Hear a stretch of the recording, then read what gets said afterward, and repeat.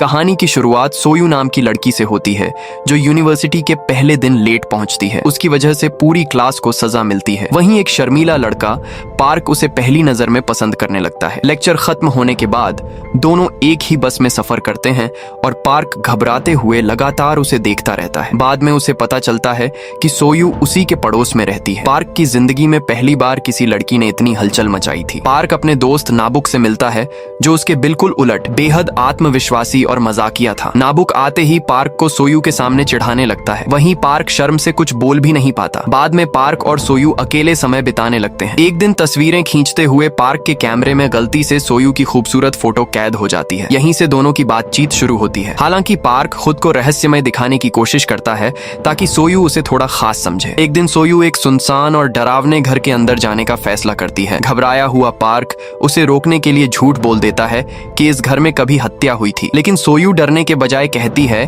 कि अगर किसी जगह का अतीत बुरा हो तो उसे खूबसूरत यादों से बदल देना चाहिए। उसकी यह बात पार्क के दिल को छू जाती है। अगले दिन दोनों को साथ में शहर की इमारतों की तस्वीरें खींचने का प्रोजेक्ट मिलता है और यहीं से उनकी दोस्ती धीरे धीरे गहरी होने लगती है। प्रोजेक्ट के दौरान पार्क और सोयू साथ में पूरा शहर घूमते हैं। बातचीत में पार्क बताता है कि उसे सियोल अब उबाऊ लगने लगा है, जबकि सोयू इस शहर को सपनों जैसा मानती है। वह बताती है कि उसकी माँ अब इस दुनिया में नहीं है और उसके पिता भी बीमार रहते हैं, इसलिए वह जल्दी सफल होकर अपने परिवार की जिंदगी बदलना चाहती है। उसकी बातें सुनकर पार्क भावुक हो जाता है। उसी दौरान दोनों उस सुनसान घर की सफाई भी शुरू कर देते हैं ताकि उसे एक खूबसूरत जगह बना सकें। सुनसान घर की सफाई करते समय पार्क हिम्मत जुटाकर सोयू से पूछता है कि क्या उसका कोई बॉयफ्रेंड है। सोयू मुस्कुराकर सवाल को घुमा देती है। फिर वह अपने सीनियर जेवुक के बारे में बताती है जो यूनिवर्सिटी की हर लड़की का सपना था। वह हैंडसम, अमीर और बेहद स्मार्ट था। मजाक में पार्क खुद की तुलना उससे करता है, लेकिन सोयू साफ कह देती है कि पार्क गरीब है और जेवुक जैसा आकर्षक बिल्कुल नहीं। उसकी बात सुनकर पार्क बाहर से मुस्कुराता है मगर अंदर से टूट जाता है। उसी रात पार्क अपने दोस्त नाबुक को सब कुछ बताता है। वह मान लेता है कि उसे पहली बार सच में किसी से प्यार हो गया है। नाबुक उसकी बात सुनकर खुश हो जाता है और उसे आत्मविश्वासी बनने की सलाह देता है। वह समझाता है कि लड़कियों का दिल जीतने के लिए डर छोड़ना जरूरी है। थोड़ी शराब के नशे में डूबा पार्क उसकी सारी बातों में से सिर्फ एक चीज याद रखता है, आत्मविश्वास। अगले दिन वह हिम्मत करके सोयू को बाहर चलने के लिए पूछ लेता है। पार्क सोयू को ट्रेन की पटरियों के किनारे घुमाने ले जाता है। दोनों साथ में पूरा दिन बिताते हैं और पहली बार पार्क खुद को बेहद खुश महसूस करता है। बातचीत में सोयू बताती है कि उसका सपना एक सफल ब्रॉडकास्टर बनने और किसी अमीर आदमी से शादी करने का है। यह सुनकर पार्क थोड़ा चुप हो जाता है। फिर भी वह कहता है कि अगर वह कभी बड़ा आर्किटेक्ट बना तो उसके लिए एक खूबसूरत घर बनाएगा। खुश होकर सोयू अपने सपनों के घर का स्केच बनाती है जिसे पार्क बड़े ध्यान से देखता रहता है। पूरा दिन साथ बिताने के बाद दोनों बस स्टॉप पर पहुंचते हैं। सफर के दौरान थकी हुई सोयू धीरे धीरे पार्क के कंधे पर सिर रखकर सो जाती है। पार्क की धड़कनें तेज हो जाती हैं क्योंकि वह पहली बार किसी लड़की के इतना करीब था। कुछ पल बाद वह खुद को रोक नहीं पाता और धीरे से सोयू को किस कर देता है। उस छोटे से पल ने पार्क की दुनिया बदल दी थी। उसे लगा जैसे उसकी जिंदगी का सबसे खूबसूरत सपना सच हो गया हो। खुशी से पागल पार्क तुरंत नाबुक के पास पहुंचता है और गर्व से अपने पहले किस के बारे में बताता है। लेकिन जब नाबुक पूछता है कि क्या सोयू भी जाग रही थी, तब पार्क मासूमियत से सच बता देता है कि उसने उसे सोते वक्त किस किया था। यह सुनते ही नाबुक जोर जोर से हंसने लगता है और समझाता है कि असली किस तब माना जाता है जब दोनों एक दूसरे की भावनाएं समझें। पार्क शर्मिंदा हो जाता है लेकिन उसके दिल में सोयू के लिए प्यार और भी बढ़ जाता है। नया सेमेस्टर शुरू होते ही सोयू को कैंपस ब्रॉडकास्टर बनने का मौका मिलता है। पार्क बड़ी उत्सुकता से उसका पहला ब्रॉडकास्ट सुनता है और उसे घर साथ ले जाने पहुंच जाता है, लेकिन वहां वह सोयू को जेवुक के साथ देखकर जलने लगता है। रास्ते भर दोनों हंसते और बातें करते रहते हैं। तभी जेवुक मजाक में पूछता है कि क्या पार्क और सोयू एक दूसरे को डेट कर रहे हैं। जवाब में सोयू पार्क को अपना सबसे करीबी दोस्त बताती है, जिससे पार्क के चेहरे की मुस्कान धीरे धीरे गायब हो जाती है। जेवुक मजाक उड़ाते हुए कहता है कि अगर पार्क और सोयू सच में डेट करते तो पार्क उसे कभी अफोर्ड नहीं कर पाता। वह उसके पुराने कपड़ों को देखकर उसे भिखारी जैसा तक कह देता है। ये बात पार्क के दिल में तीर की तरह चुभ जाती है। घर पहुंचते ही वह अपनी माँ पर गुस्सा निकाल देता है और पूछता है कि उसके सारे कपड़े इतने खराब क्यों दिखते हैं। उसकी माँ समझाने की कोशिश करती है लेकिन पार्क गुस्से में घर छोड़कर बाहर चला जाता है। बाद में पार्क नाबुक से मिलकर अपना दर्द शेयर करता है। वह रोते हुए कहता है कि सोयू कभी उसे प्यार करने लायक नहीं समझेगी क्योंकि वह गरीब है। नाबुक उसे हार ना मानने की सलाह देता है और कहता है कि लड़कियों का दिल दौलत से नहीं बल्कि हिम्मत से जीता जाता है। आखिर में वह पार्क को एक रोमांटिक आइडिया देता है। वह कहता है कि साल की पहली बर्फबारी वाले दिन उसे अपने दिल की बात सोयू से कह देनी चाहिए। अगले दिन सोयू पार्क से अपना सामान शिफ्ट कराने में मदद मांगती है क्योंकि उसने कैंपस के पास नया कमरा लिया था। सामान खोलते समय वह अपने बचपन की तस्वीरें दिखाती है और अपने पुराने घर की यादों के बारे में बताती है। उसकी बातें सुनकर पार्क को एहसास होता है कि सोयू सिर्फ खूबसूरत ही नहीं बल्कि अंदर से बेहद मजबूत लड़की भी है। जाते समय पार्क उससे कहता है कि पहली बर्फ गिरने वाले दिन वह उससे सुनसान घर पर मिलेगा क्योंकि उसे उससे बहुत जरूरी बात करनी है। अगली सुबह पार्क क्लास में नहीं आता जिससे सोयू परेशान हो जाती है। उसी दिन जेवुक उसे बाहर चलने के लिए कहता है। दूसरी तरफ पार्क पूरी रात जागकर सोयू के सपनों के घर का छोटा मॉडल बनाने में लगा हुआ था। उसने सिर्फ एक दिन में वह खूबसूरत मॉडल तैयार कर दिया, लेकिन इसी बीच जेवुक सोयू को एक बार में ले जाता है। सोयू बार बार पार्क को कॉल करती है मगर उसका फोन बंद था क्योंकि उसकी बैटरी खत्म हो चुकी थी। रात में पार्क बेचैनी से सोयू का इंतजार करता रहता है। तभी वह देखता है कि नशे में धुत सोयू जेवुक के सारे घर लौट रही है। जेवुक उसे पकड़कर कमरे के अंदर ले जाता है और दरवाजा बंद हो जाता है। यह दृश्य देखकर पार्क का दिल पूरी तरह टूट जाता है। उसे लगता है कि सोयू ने उसे धोखा दे दिया। गुस्से और दर्द से भरा पार्क वहां से चला जाता है और कसम खाता है कि वह जिंदगी में दोबारा कभी किसी से प्यार नहीं करेगा। उस रात के बाद पार्क पूरी तरह बदल जाता है। वह सोयू से हर रिश्ता तोड़ देता है और उससे दूरी बनाने लगता है। आखिरकार परेशान होकर सोयू उससे पूछती है कि उसने अचानक उसे नजरअंदाज करना क्यों शुरू कर दिया, लेकिन पार्क ठंडे लहजे में कहता है कि अब वह उसे अपनी जिंदगी में नहीं देखना चाहता। वह स्वीकार करता है कि उसकी मुस्कान और मौजूदगी अब उसे सिर्फ दर्द देती है। उसकी बातें सुनकर सोयू अंदर से टूट जाती है। उसी दिन साल की पहली बर्फबारी शुरू हो जाती है। अपना वादा निभाने के लिए सोयू सुनसान घर पहुंचती है और घंटों पार्क का इंतजार करती रहती है, लेकिन पार्क कभी नहीं आता। आखिर में भारी दिल के साथ वह वहां अपना MP3 प्लेयर और पसंदीदा कैसेट टेप छोड़ देती है ताकि पार्क समझ सके कि वह सच में आई थी। दूसरी तरफ अकेला बैठा पार्क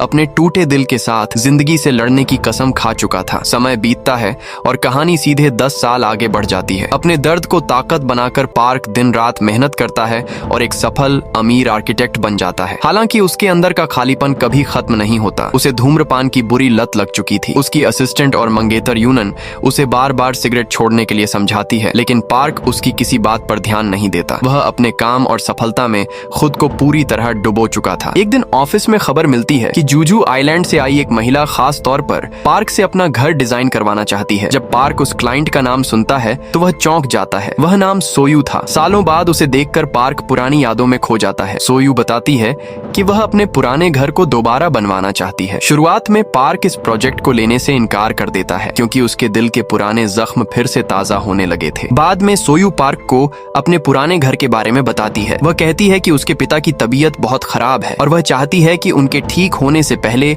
घर फिर से सुंदर बन जाए। उसकी बातें सुनकर पार्क का दिल पिघलने लगता है। घर का निरीक्षण करने के बाद वह कहता है कि इसे तोड़ने के बजाय मरम्मत करना बेहतर होगा। आखिरकार पार्क यह प्रोजेक्ट स्वीकार कर लेता है और दोनों एक बार फिर साथ समय बिताने लगते हैं, जहां पुरानी यादें धीरे धीरे लौटने लगती हैं। प्रोजेक्ट पर साथ काम करते हुए पार्क और सोयू धीरे धीरे फिर करीब आने लगते हैं। एक दिन बातचीत के दौरान सोयू बताती है कि वह अब एक अमीर बिजनेसमैन से शादी कर चुकी है। ये सुनकर पार्क के दिल में पुराना दर्द फिर जाग उठता है। हालांकि सोयू यह भी कहती है कि उसने अपने सपनों का घर बनाने के लिए ही पार्क को चुना क्योंकि उसे उसकी काबिलियत पर सबसे ज्यादा भरोसा है। बाहर से शांत दिखने वाला पार्क अंदर ही अंदर बिखरने लगता है। कुछ समय बाद सोयू पार्क के लिए एक महंगी टाई खरीदती है, लेकिन तभी उसकी मुलाकात यूनन से होती है। यूनन मुस्कुराते हुए बताती है कि प्रोजेक्ट खत्म होते ही वह और पार्क शादी करके अमेरिका जाने वाले हैं। वह यह भी कहती है कि वह पार्क को कभी अकेला या ठुकराया हुआ महसूस नहीं होने देगी। ये सुनकर सोयू चुप हो जाती है क्योंकि उसे एहसास हो जाता है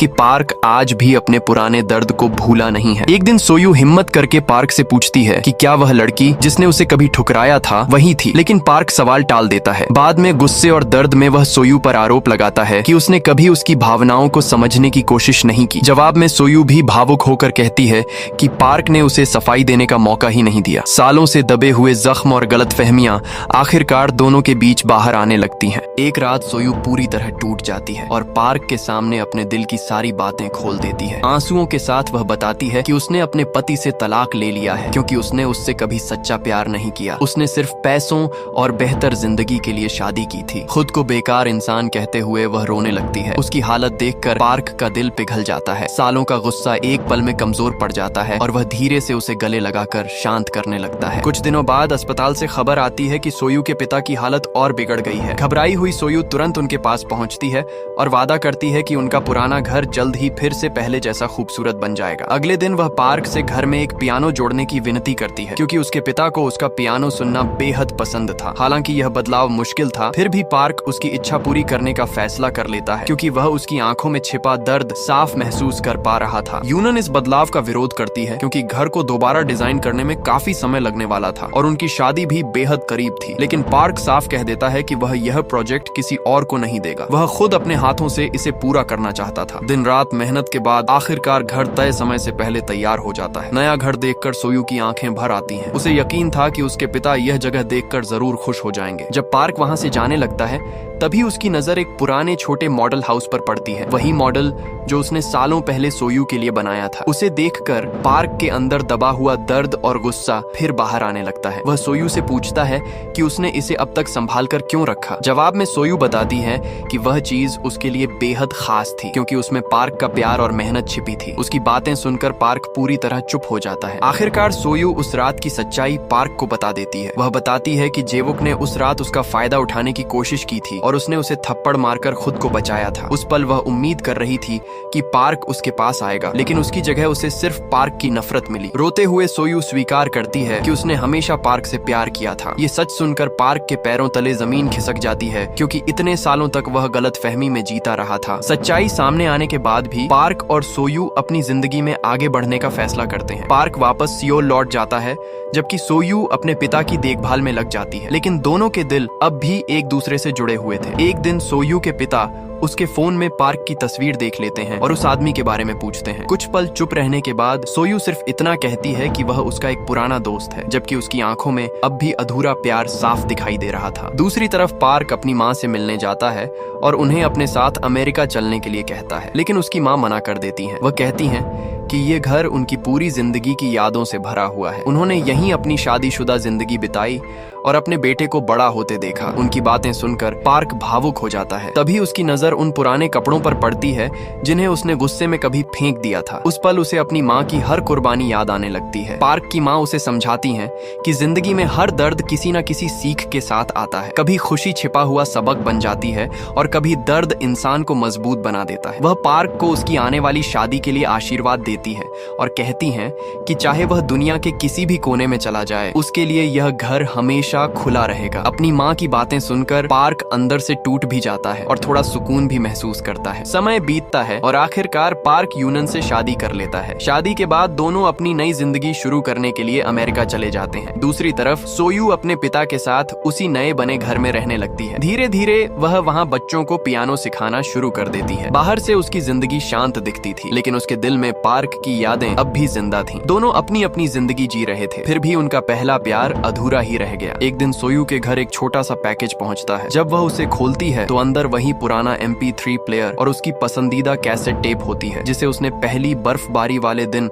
सुनसान घर में छोड़ा था। यह देखकर उसकी आंखें भर आती हैं। साथ में पार्क का एक पत्र भी था। इतने सालों बाद पार्क ने पहली बार अपने दिल की बातें शब्दों में उसके सामने रखी थी। अपने पत्र में पार्क उन खूबसूरत यादों के लिए सोयू को धन्यवाद देता है जो उन्होंने साथ बिताई थी। वह माफी मांगता है कि जब सोयू को उसकी सबसे ज्यादा जरूरत थी तब वह उसके पास नहीं आया। वह स्वीकार करता है कि उसके अहंकार और गलतफहमी ने उनके प्यार को खत्म कर दिया। आखिर में पार्क लिखता है कि अब उन्हें अपनी चुनी हुई जिंदगी में आगे बढ़ जाना चाहिए। पत्र पढ़ते हुए सोयू की आंखों से आंसू बहने लगते हैं और यहीं उनकी अधूरी प्रेम कहानी खत्म हो जाती है। यही थी पार्क और सोयू की दर्द भरी प्रेम कहानी, जहां पहला प्यार उन्हें मिला भी और हमेशा के लिए छिन भी गया। एक गलतफहमी ने दो दिलों को अलग कर दिया, लेकिन उनकी यादें जिंदगी भर उनका पीछा करती रहीं। अगर आपको यह इमोशनल कहानी पसंद आई हो तो वीडियो को लाइक करें, चैनल को सब्सक्राइब करें और अपने दोस्तों के साथ जरूर शेयर करें। Thanks for watching.